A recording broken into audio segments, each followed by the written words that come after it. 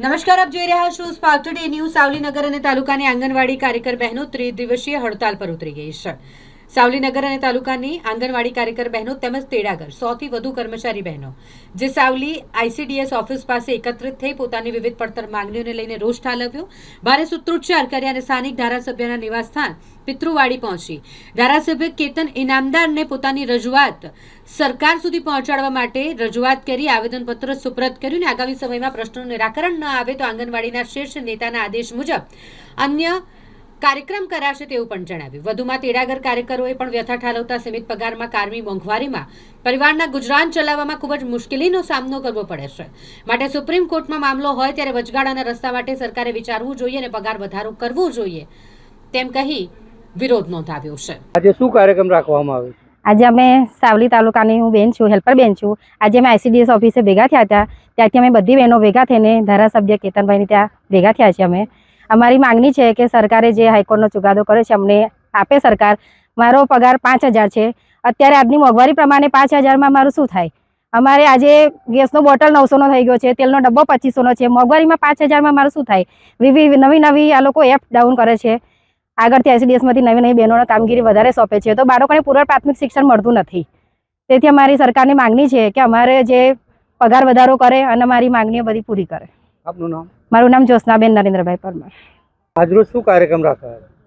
આજરોજ અમે સાવલી તાલુકો છે ગુજરાત આંગણવાડી સંગઠન, આજરોજ અમે જે કામગીરીથી 3 દિવસ હડતાળ રાખી છે એના માટે આજે અમે ધારાસભ્યશ્રીને મૌખિક રીતે રજૂઆત કરી છે।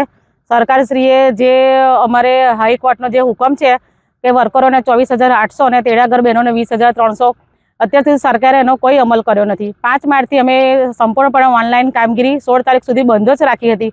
અમને આશા હતી કે સરકારશ્રી અમારું કંઈ કરશે, પણ કશું કર્યું નથી। એટલે બહેનો હવે કંટાળીને 3 દિવસ અમે 18, 19, 20 3 દિવસ અમે સંપૂર્ણપણે આંગણવાડીના તાળા મારી દીધા છે અને અમારી કામગીરી સંપૂર્ણ રીતે બંધ કરી દીધી છે। જો દિવસે દિવસે મોંઘવારી વધતી જાય છે તો સરકારશ્રીને આંગણવાડી બહેનો પર જરી કે દયા નથી આવતી। આંગણવાડી ગમે તે જેવું કામ હોય તો આંગણવાડી બહેનોને ફટ દઈને એ લોકો ફોન કરીને જણાવી દે અને બહેનો અમારી બધી જ રીતે તૈયાર થઈ જાય છે। જ્યારે એ લોકોના પ્રોગ્રામ હોય ત્યારે એવું કહેવા આવે છે કે બહેનો યુનિફોર્મ પહેરીને કોઈ ના આવશો, રંગીન કપડાં પહેરીને આવજો, તો પણ અમારી બહેનો રંગીન કપડાં પહેરીને આવી જાય છે। અને જ્યારે મોબાઈલ સરકારશ્રીએ અમને 2018 પછી જે મોબાઈલ આપ્યા એ અત્યારે મોબાઈલ બિલકુલ ચાલતા નથી અને અમે સરકારશ્રીને ઘણી રજૂઆત કરી કે નવા મોબાઈલ આપો, નવા મોબાઈલ આપતા નથી। અને અત્યારે જે MMIનું જે સરકારશ્રીએ જે ચાલુ કર્યું છે એમાં OTP માગે છે। લાભાર્થીને જ્યારે ફોન કરીએ ત્યારે એ જે કંપનીમાં હોય છે કે 6 વાગ્યા પછી બેન તમે ફોન કરજો, 6 વાગ્યા પછી એ એપ બંધ થઈ જાય છે, તો બહેનો કેવી રીતના કામગીરી કરી શકે? અને જે સરકારે FRS જે કાઢ્યું છે એમાં અમે લાભાર્થીને બોલાવીએ છીએ આંગણવાડી પર, કલાક સુધી ટાઈમ જતો રહે છે। લાભાર્થી હવે એવું જ કહે છે કે બેન અમને નાસ્તો ના આપો તો ના આપશો, અમે હવે તમારા લાભ લેવા માંગતા નથી। તો સરકારશ્રીએ FRS અને MMIના જે OTP કાઢ્યા છે એ OTP સંપૂર્ણ રીતે બંધ કરી દેવા જોઈએ। આપનું નામ? મારું નામ પટેલ વર્ષાબેન છે, સાવલી તાલુકો। અને સરકારે અમારી કામગીરીનો જો કોઈ પણ આગળ નિર્ણય નહીં કરે તો યુનિયન દ્વારા જે પણ કહેશે અમે નિર્ણય કરવા માટે અમે તૈયાર જ રહીશું।